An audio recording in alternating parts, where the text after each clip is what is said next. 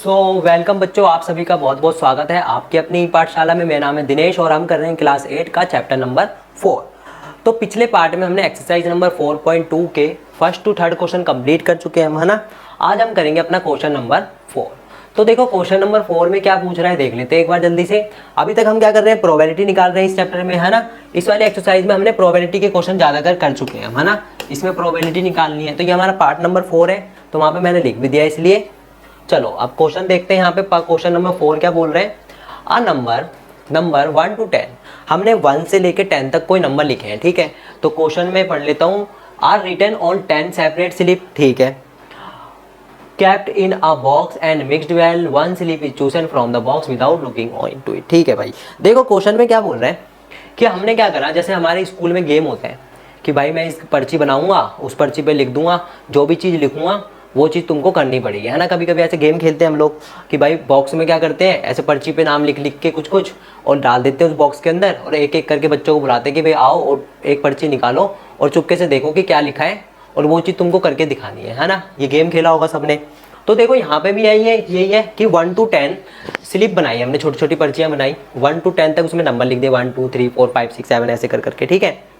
और हमने क्या करा, उन स्लिपों को मोड़ा और हमने बॉक्सों के अंदर इकट्ठा कर दिया, ठीक है, बॉक्स के अंदर डाल दिया और उनको हिला दिया बॉक्सों को, सारी जो पर्चियाँ हैं मिल जाए। फिर हमने एक एक बच्चों को बुलाया, हमने बोला भाई कि इसके अंदर हाथ डालो और पर्ची निकालो, ठीक है, और बिना ये देखो मत कौन सी है कौन सी नहीं, बस हाथ डाल के निकाल लो और फिर देखो कौन सी है, ठीक है।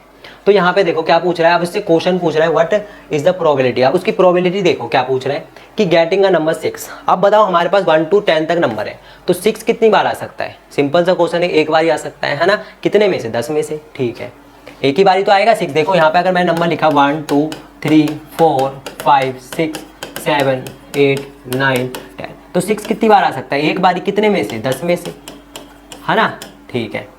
Getting a number less than 6, अब 6 से छोटे नंबर कितनी बार आ सकते हैं, ये सारे 6 से छोटे हैं, तो 1 2 3 4 5, यानी 5 बार आ सकते हैं, कितने में से, 10 में से, ठीक है। Getting a number greater than 6, 6 से बड़े नंबर कितनी बार आ सकते हैं, 1 2 3 4, ये 4 बार ही आ सकते हैं, कितने में से, 10 में से, ठीक है। और यहाँ पे getting a 1 digit number, 1 digit number कितनी बार आ सकते हैं, 1 से लेके 9 तक क्या है, सारे 1 डिजिट नंबर है, तो 9/10 आ सकता है, ठीक है। तो यही सिंपल सा क्वेश्चन है, चलो करते हैं सॉल्व इसको, ठीक है। चलो अपने पेज पे चलते हैं, यहाँ से जोड़ देते हैं, ठीक है। तो यहाँ पे हमारे पास टोटल नंबर ऑफ आउटकम्स क्या हो सकती है, यहाँ पे पॉसिबल आउटकम्स लिखते हैं पहले हम, है ना। पॉसिबल आउट क्या है हमारे पास, 1 है, 2 है, 3 है, 4 है, 5 6 7 8 9 10। पॉसिबल आउटकम्स यही तो है हमारी, नंबर हमने यही लिखे हैं ना, तो पॉसिबल आउटकम्स हो गई, ठीक है। अगर ये क्या प्रोबेबिलिटी है कि हमारे पास 6 ही आए, तो यानी 6 की प्रोबेबिलिटी निकालनी है ना। तो यहाँ पे निकाल देते हैं हम स्लिप ऑफ नंबर, ठीक है, यानी 6 की प्रोबेबिलिटी निकालनी है। यहाँ पे हम इस तरह भी लिख सकते हैं, स्लिप ऑफ आ नंबर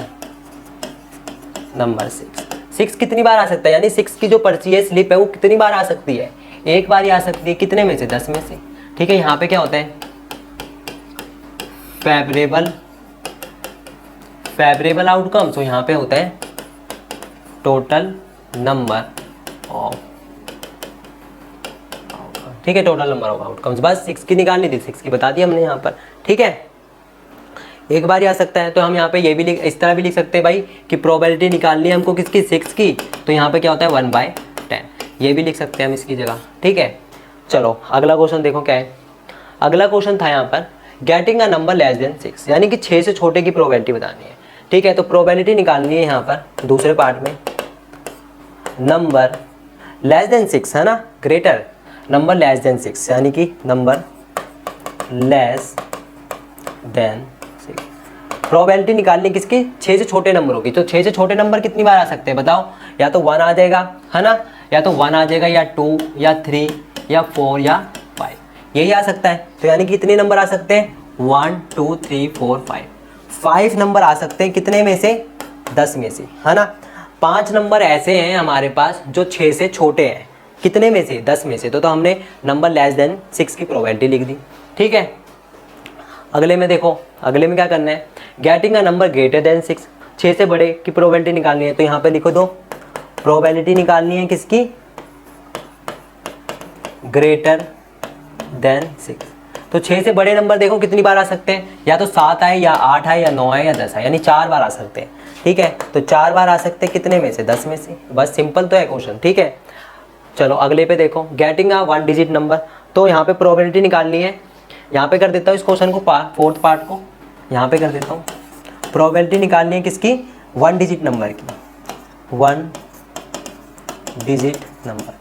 तो देखो यहाँ पे 1 डिजिट नंबर कितनी बार आ सकता है, 1 आ जाए, 2 3 4 5 6 7 8 9, 9 तक क्या है 1 डिजिट नंबर है, तो 9 आ सकता है कितने में से, 10 में से।